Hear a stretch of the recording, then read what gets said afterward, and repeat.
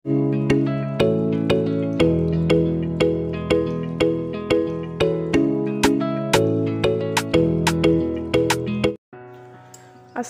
আলাইকুম।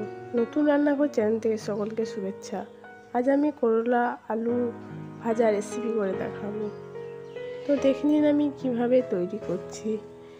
গ্যাসের মধ্যে আমি প্যান বসিয়ে দিয়েছি। এখানে 2 চামচ পরিমাণ মতন সরষের তেল দিয়ে দিচ্ছি।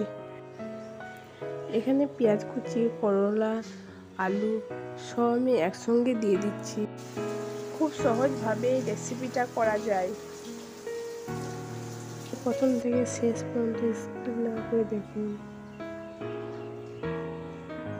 এবার আমি 1/2 চামচ পরিমাণ মতন হলুদ গুঁড়া দিয়ে দিচ্ছি, 1/2 চামচ পরিমাণ মতো আদা পেস্ট, 1/2 চামচ পরিমাণ মতো কাঁচা লঙ্কা পেস্ট, স্বাদ মতো লবণ দিয়ে আমি ভালো করে নাড়াচাড়া করে নিচ্ছি। এবার আমি ঢাকনা দিয়ে ঢেকে দিচ্ছি। তো গ্যাসটা লো ফ্লেমে রাখতে হবে। 15 সেকেন্ড পর আমি ঢাকনা খুলে দিয়েছি। দেখুন কিছুটা নরম হয়ে গেছে।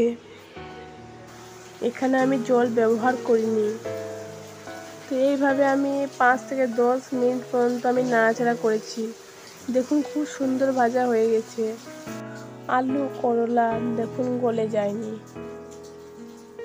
এই রান্নাটা আমি লো ফ্লেমে করেছি, খুব টেস্টি হয়। আলু দিয়ে করলা ভাজা, এটা গরম গরম ভাতে আর রুটিতে দারুণ জমে। তো এই রেসিপিটা তৈরি করবেন, খেতে ভালো লাগলে শেয়ার কমেন্ট করবেন।